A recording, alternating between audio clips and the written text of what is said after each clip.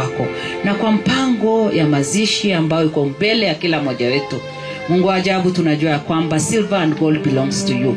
Kwa resources ambao wanahitaji, be it human beings, be it pesa na anything ambao wanahitaji. Kuambia kwamba sisi tunataka kukua pamoja sisi wote. Na rais sasa unajua hako kule juu. You know, sasa sio rais anaenda kutafuta wale wengine. Wale sasa waenda kumtafuta. Rais yuko mlimani na mheshimiwa wote akiwemo hata mheshimiwa Rigathi Gachagua ni kiongozi wa mlima, anatoka kutoka mlima na rais yuko mlimani. Ni rahisi sana sasa yeye asonge tu kidogo aingie kwa mlima asalimie rais. You know, sio sisi tu. Kwa sababu ni mlima yeye anasema. Yes. Wameingia serikali wametosha. Lazima kuwe na upinzani. Sisi zote Kenya ni ya vyama mingi.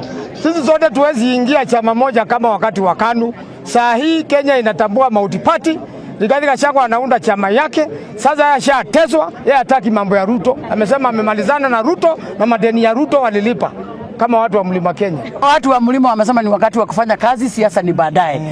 Kwa hivyo sasa tunaambia kina Osoro, boss ako juu ya mlima, na tunaamini ya kwamba Saturday atafika hapa Kiambu, atakuwa pale Radi na pale Githongori, na watu wa Kiambu na pia Radi na Githongori wanauliza anafika saa ngapi ili wawe hapo. Na tunaamini ya kwamba tutakuwa hapo. Na waone yule mtu amewatesa sana.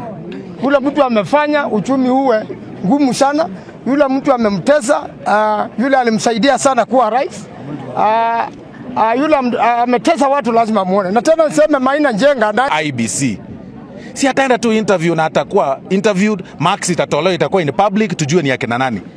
You know, tuache tu kukua dunia ya kucomplain tu kila saa na kuita tu kila saa kucomplain. Hata hii extension ambayo tumepanga ya wiki mbili haiko kusuluhisha hiyo maneno, ni kupatia hii team time, kwa sababu wale wengine wamebaki bado ni wengi, ndio waweze kucomplete report yote, because election in Kenya is very emotive.